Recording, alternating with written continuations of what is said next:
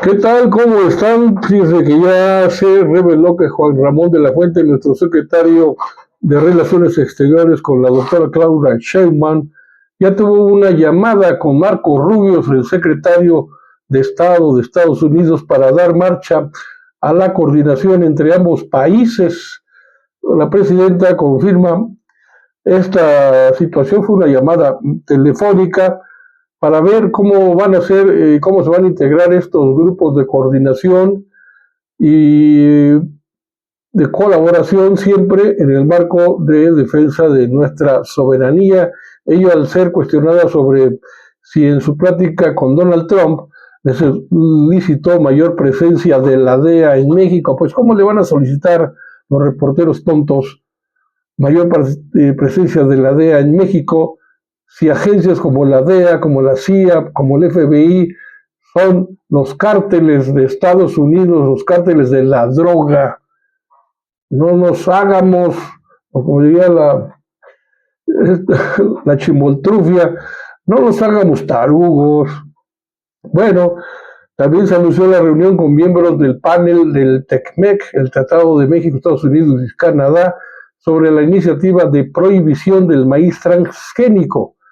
Claudia Sheinbaum anunció que funcionarios de su gabinete se reunirán con miembros de este panel para tener la certeza de que la iniciativa de prohibición del maíz transgénico sea constitucional. Y así lo dijo el día de hoy en una reunión para platicar con este grupo, este equipo, para tener la certeza de que se está enviando adecuadamente esta reforma, este mensaje, que todos estemos de acuerdo, que sea constitucional, que no se puede sembrar maíz transgénico en nuestro país. Pero hay otra noticia, México deja sin efecto la prohibición del maíz transgénico. Entonces, ¿cómo estamos aquí en entenderle? ¿Por qué nos hacen bolas? Se dice que México ya eliminó la prohibición del maíz transgénico para consumo humano, luego de que la Secretaría de Economía pues publicó en el Diario Oficial de la Federación un acuerdo que deja sin efecto las restricciones establecidas durante el 2023. Esta medida responde a un fallo que ya fue emitido en diciembre del año pasado, un panel del propio Tratado de Libre Comercio del TECMEC que determinó que la restricción no tenía bases científicas y era incompatible con los compromisos comerciales del país. Pues el decreto fue publicado en el Diario Oficial de la Federación, establece que se revocarían o se revocan ya de plano los artículos sexto, fracción segunda, séptimo y octavo del acuerdo de febrero del 2023 que prohibía el otorgamiento de autorizaciones para el uso de maíz genéticamente modificado en la alimentación humana. Estados Unidos solicitó este panel en agosto de 2023, argumentando que la prohibición afectaba el comercio bilateral y carecía de fundamentos técnicos, y tras este fallo a favor de Washington, el gobierno mexicano debía ajustarse en sus disposiciones para evitar represalias comerciales. Aunque el decreto de 2023 ha quedado sin efecto, el gobierno de México mantiene entonces su intención de restringir la siembra de maíz transgénico en México.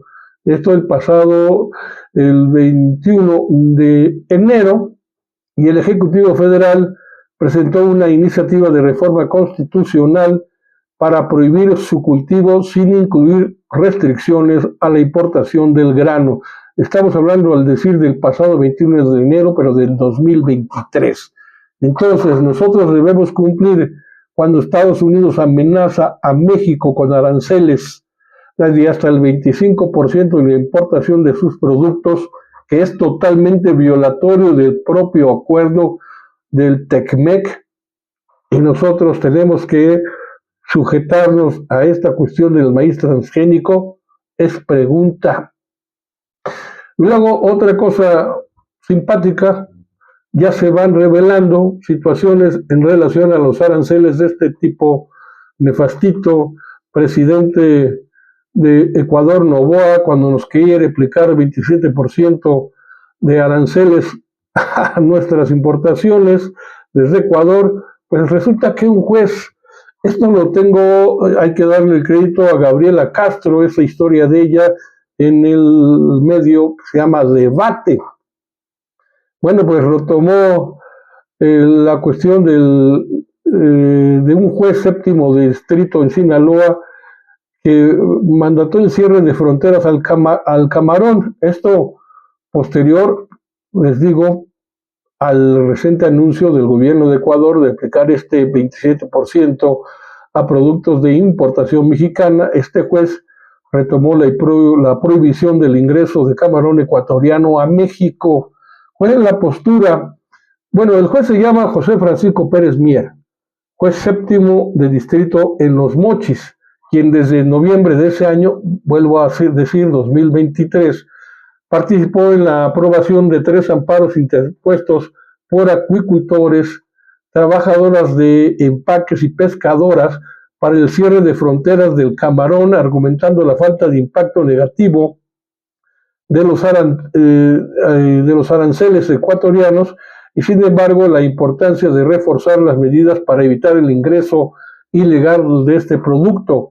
Bueno, dice este juez textualmente: los aranceles que propone el ignorante presidente de Ecuador, él lo dice, no yo, aunque lo acompaño en su dicho, a nosotros no nos hace nada porque a final de cuentas el camarón de Ecuador para México está prohibido desde hace tiempo. El camarón de Ecuador no puede entrar a México y se califica como contrabando. ¿Por qué? Porque es de muy mala calidad, es un producto que se produce en enormes cantidades, tiene demasiado antibiótico y es un camarón chicloso y sin sabor, a diferencia de nuestro camarón, es decir, el camarón mexicano, que es un camarón especialmente bueno, espectacularmente bueno, lo califica él, que es un camarón que la mayoría se produce en el mar, lo pescamos en nuestras costas y es un camarón salvaje, no de pacotilla. Bueno, digamos, hay camarón de pacotilla, ¿no? Bueno, dice que desde hace 2 años, estamos al 25, en el 23, vuelvo a repetir el 23 para contextualizarnos, el juez del séptimo distrito ordenó tomar medidas como un freno a la importación del camarón de Centroamérica. Esto al respaldar esta petición de acuicultores ribereños y mujeres descabezadoras del camarón, quienes argumentan que se está afectando o se estaba afectando y todavía gravemente a los productores del sector primario en México con el contrabando de camarón. El Poder Judicial en noviembre de ese año, vuelvo a repetir, 2023, emitió un cierre total de fronteras para el camarón congelado de granjas provenientes del extranjero, especialmente fuera del Tratado de Libre Comercio. Esto según lo registraron los medios locales en aquella época, allá en Sinaloa, etcétera. Es decir, camarón también proveniente de Ecuador, y en ese momento el juez destacó que la decisión se tomó tras observar el colapso de los precios en el camarón local, en el camarón mexicano, pues que se atribuía a la presunta triangulación del camarón, haciéndolo pasar como si fuera proveniente de México y cuando era realmente de Ecuador, de muy mala calidad.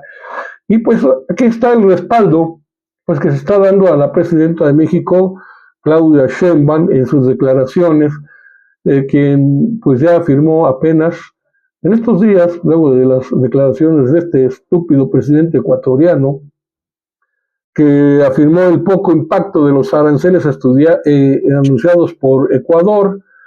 Por eso se destaca la importancia de reforzar las medidas para poder parar el contrabando ilegal de camarón, el cual se mantiene en las fronteras de México. Nosotros, dice el juez, aquí en el juzgado séptimo del distrito, desde hace ya un buen rato tenemos los casos de los productores de camarón, de los productores ribereños, de las mujeres descabezadoras, como les decía.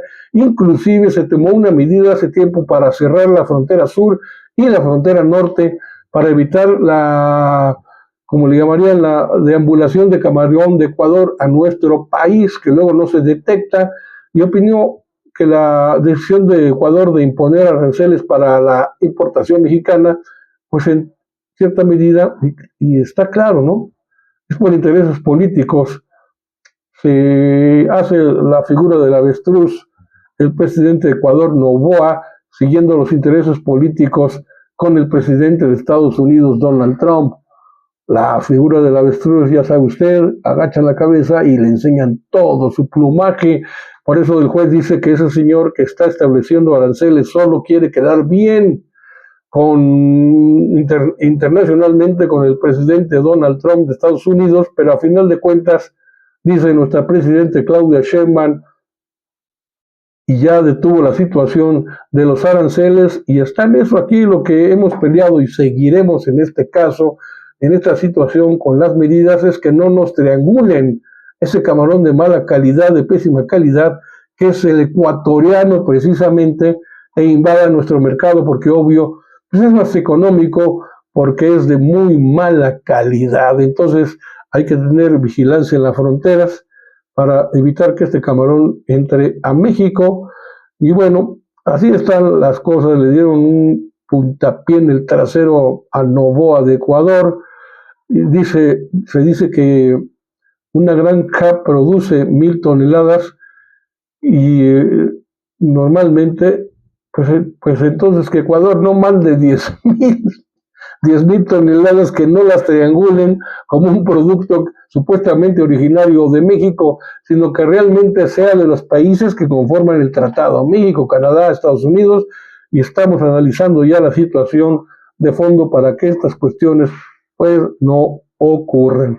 Así las cosas. Yo con esto me despido. Quería comentar algo más, pero se me está alargando el tiempo, pero sí me interesaba mucho platicar con ustedes este asunto que se ventila ya sobre el camarón. Pues el maíz transgénico. Pues México eliminó la prohibición del maíz transgénico para consumo humano, luego de que la Secretaría de Economía publicó en el Diario Oficial de la Federación un acuerdo que deja sin efecto las restricciones establecidas en el 23. Bueno, pues con esto, pues ya lo comentamos de alguna manera, ya no entendemos qué está pasando con esto. ¿Estamos cediendo o no estamos cediendo? ¿Estamos fortaleciendo nuestra posición o no? ¿Estamos protegiendo el consumo humano? ¿O qué está pasando con la cuestión del maíz transgénico después de este comunicado de la Secretaría de Economía en el Diario Oficial de la Federación y la reforma constitucional que prohíbe la siembra de maíz transgénico en nuestras tierras? ¿Qué está pasando? Pues hay que investigarle más, porque ya no entiendo qué ocurre con este tema. Gracias.